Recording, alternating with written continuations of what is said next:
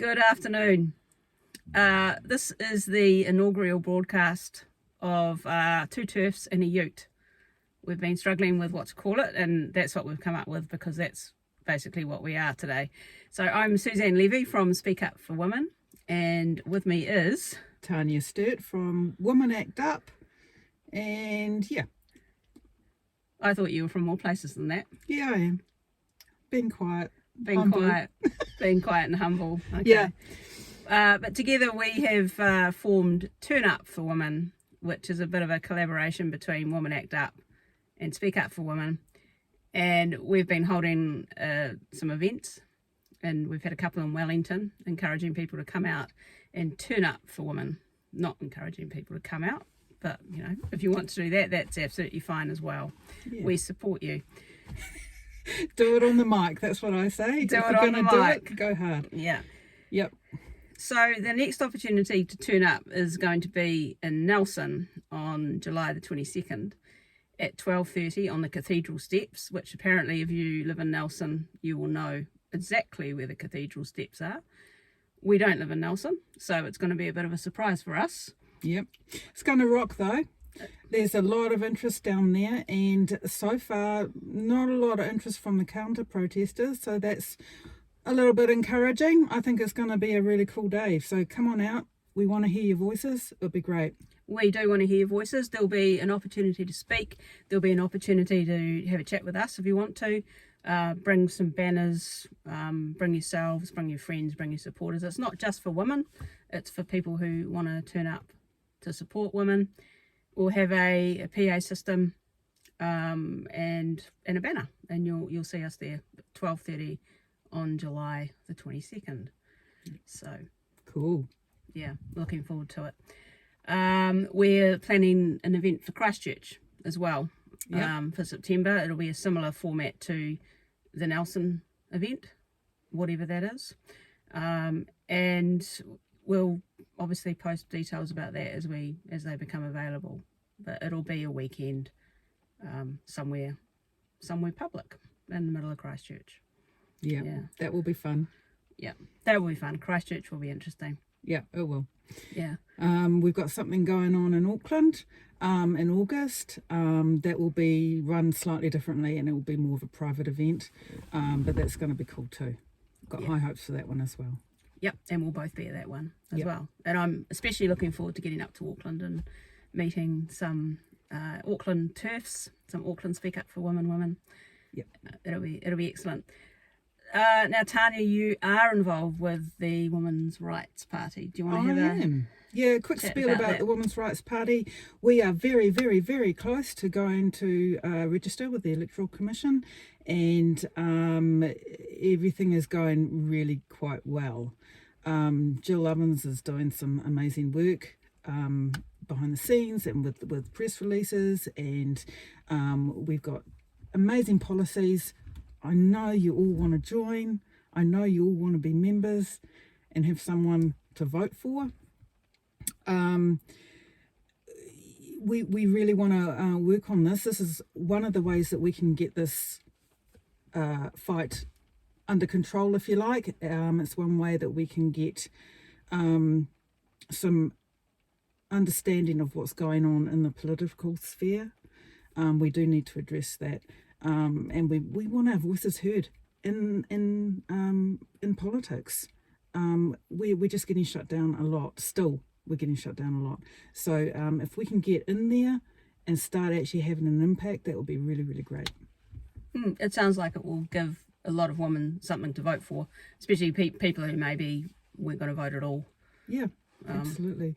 Definitely. And we've got a lot of support that we're not aware of. I mean, two of us are involved in the activism side of stuff, but there's an awful lot of people just in the general public that agree with us. They're just not sort of standing up and talking about it like we've done or some of the others have done. Yeah, and Speak Up for Women, we get a lot of contact from people, just totally random emails from men and women, just saying, keep up the good work. Kind of agreeing with what we're doing, and most people unfortunately can't speak up. They have issues with their employers, etc. So it's good to be able to do that, and it's good to be able to give women an opportunity to turn up and speak if they do want to. And I think since the Let Women Speak events, we've been contacted by a lot of women who do want to get in front of a mic and let rip. Yeah, that's right. And Women Act Up is got men and women in it. And there are men who want to talk to. There are men absolutely horrified at what happened in March, and they want a place to speak as well. So Turn Up does allow men to speak. We do ask that they wait till the end, because it's a woman-focused event. But yeah. Absolutely. And just talking about politics with the Women's Rights Party, one of the things Speak Up for Women is doing, and obviously we're politically neutral, but we're encouraging women to get out there to candidate meetings, which there will be. I think now that we've sort of passed the 100 days before the actual election, there's a lot more campaigning that will start, and pretty much every electorate will be having, small or large meetings where you can go along and meet the candidates for your electorate, and you can ask questions. And we've formulated some kind of simple, clear, straightforward questions that, if you can't think of your own question, you can ask. And we've got some little cards that we're distributing that sort of have those questions on them, and you're welcome to email us and ask for them. We'll pop up an email address and a picture of the card next. And the idea is that you're in a room full of random candidates, random people from your community, and you're sitting there asking a question about men and women's sports. And it's not only does do the candidates get to hear the question and give their say on it, all of them, the rest of the community get to hear it as well. And I think that's where it sort of gets interesting, is that everybody else gets to hear that there are these things going on. And it's like, why are you asking about men and women's sports? What do you mean? It is news to people. We live in this world where it isn't. It's we're used to it, but for some people it's news. Yeah. And just on the Women's Rights Party, I just want to make it really clear that it's a multi-issue party. It's not just about gender ideology. It's about women's rights in general. So if you have a look at our policies, we've got a website, have a look at the policies. It goes into a bit of detail around that. We're not just focusing on a fairly divisive part of their political agenda. So have a look, see if it suits you. I'd love to hear from you. So Tania, you're also involved with Standing for Women. And in fact, you are the kind of Standing for Women in New Zealand, really, aren't you? I like to say that I'm sort of adminning Standing for Women New Zealand. It's Kelly J's group, and it's a global organisation, and she's the representative of her own group. So I do the admin side of it here, and I liaise with her around things like advertising, press releases, that sort of stuff. We do have a membership option if anyone did want to take a bit more of a part in Standing for Women New Zealand. There's the ability to do so through the Standing for Women website. We're just, it's only just started up, so we're just sort of starting slowly, feeling our way through it. And you've got a shop though? Got a shop? Yep, we've got some merchandise from Kelly J's store, and it's ready to go. Yeah, what do you got? Stickers and t-shirts and all that kind of stuff. Yeah, I got this cool pin.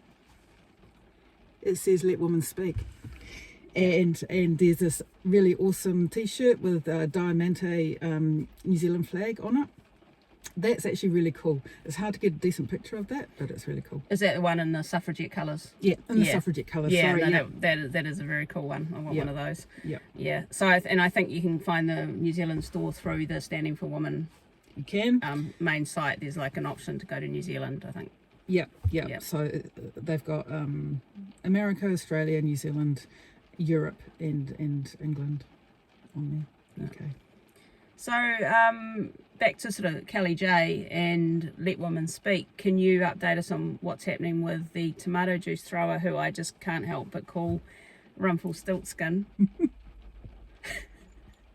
I know I'm not supposed to, but you know. Well, I struggle to mention that person at all without using the pronouns I want to use.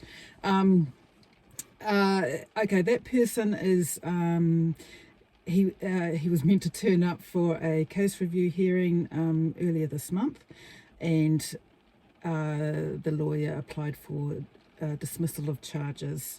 So that case review hearing was cancelled effectively, and the hearing itself will be put out until the 20th September for hearing about the dismissal. Now, my understanding is that it may not be successful. I certainly hope it won't be successful. I think this needs to go to trial if that person is going to double down and plead not guilty, which could well happen. The defence will be something along the lines of how vulnerable they are. Are they still in New Zealand? Yep. Yep. Did they ever leave New Zealand? I don't think so. No, okay. Yeah. I don't think so. Yeah. Yeah, there's some interesting Photoshop videos, I think. Yeah, it did look like that. Yeah. And do you think if it goes to a proper trial, which you'll know, I guess, after September the 20th, you think Kelly J will come over for that? That's what she's mentioned. I'd be really keen for her to come over. She's a victim. I'm a victim of the two charges. So the dude's up for assault under the Summary Offences Act, assault with a weapon. Obviously, is at the lower end of the scale. There was no physical harm done. But we're both still victims, and we both have the opportunity to do victim impact statements. If Kelly J's here, and I'll be going to the whatever appearances there are. If Kelly J's here, that'd be great. Yeah. We could make a bit of a splash, I think. No pun intended. No. Different kind of splash, hopefully. No vegetables. No vegetables will be harmed. Now, yesterday, Spark, everybody's favourite telecommunications company, sort of really, I don't know, they did the dirty on us, really, didn't they? What do you think about that? I think, whatever. I mean, some idiot in the communications team has posted something stupid promoting Chanel Lau's attitude towards TERFs. I mean, TERF pride here. Yeah. Come on. Yeah. Just another letdown, another betrayal by another organisation that really should be thinking about half the human race, which are women, instead of supporting a misogynistic little worm. Yeah. Yeah. So they really should be just staying out of it. They didn't. Absolutely. They weren't required to comment. They weren't asked to comment. They kind of, took it upon themselves to add to the post, and then they doubled down. Yeah, but then didn't want to discuss it further, of course, because that fits in with the no debate stance. Yeah. I mean, I think some of these organisations really need to just stay in their lane. You're there to provide a service, you're there to make money, and you're there to gather customers to you. You're not there to take a political stance on something clearly you don't know very much about, and make a fool of yourselves, really. I mean, it will be interesting to see how this plays out. It will. So they've got themselves in a position where, I mean, I'd say whoever posted it wouldn't have had explicit permission to post that, and Spark are going to have to deal with the consequences of that and how they deal with that staff member. It'll be interesting in how they deal with the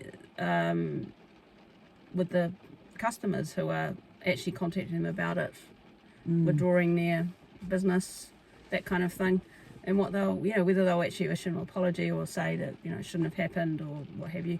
Vodafone, or One New Zealand as they now call themselves. Obviously, One New Zealand doesn't extend to women, just the One New Zealanders that aren't us. Yes. So not two TERFs and a ute, sorry. Yeah. So interesting day on Twitter yesterday. Yeah, I mean, it's getting a lot of traction, actually. A lot of people are speaking up about it. I think people are getting really tired of this crap, really. I think in general. I think they are getting tired of it, and I think it seems sometimes it seems like every day there's another kind of blow, and where people are really taking the piss. Like the Speak Up for Women at the moment. We're looking at the Human Rights Commission and their representation of the laws around discrimination, and they have just completely gone rogue on it, compared to what the legislation states, and even what Department of Internal Affairs, who manage the legislation around birth certificates and identity, and so we're sort of looking at that. Human Rights Commission have taken it upon themselves to state that gender and gender identity are both protected characteristics, along with sex and sexuality, and I think race, religion, political belief, those sorts of things. Gender and gender identity are not mentioned in the legislation at all. So we're at the stage where we're having to kind of take that on, and that's going to be one of our big projects. I'm trying to think what else has been happening. There was that movie screening in Tauranga that was cancelled. What is a Woman film, and that's interesting from a free speech perspective, is how the safety aspect gets passed on to the group that wants to do something. Like in that case, the council said that they'd have to up their security to a level that they simply couldn't afford, when they weren't going to be doing anyone any harm, but they anticipated that there would be people coming along who would cause the sorts of disruptions that needed security guards and that kind of thing. So that's going to be interesting to see how that plays out. It sort of doesn't mean that you can't do anything that might incite someone else to behave badly. It's not really putting the something Chanel L might want to hear about. Yeah. So that's all going to be pretty interesting. There's a lot happening, that's for sure. Yeah. So have you got any plans for that movie? Not for that movie. Maybe for another one. We like the because we've already got the shirts. We like the Adult Human Female movie, which is a British documentary. Which is, have you seen it? No, not that one. It's really good. It's about an hour and a half long. It's got some of our favourite people on it. I'm not going to ruin it for you, but it's a good film. And yeah, we'd like to look at putting that on in public somewhere. A council venue. Council venues are always good as a test. And yeah, we're interested in doing that. Cool. I think I'll be there. Yeah, that'd be really good. Okay. So I guess that's our first broadcast. It is. 2 TERFs in a ute. In the rain. Yeah, in New Zealand. In New Zealand in winter. And you'll be pleased to know that the ute is not moving. No, because look, we're not driving. It's not on autopilot. It's not on autopilot. But we'll be back. We're going to.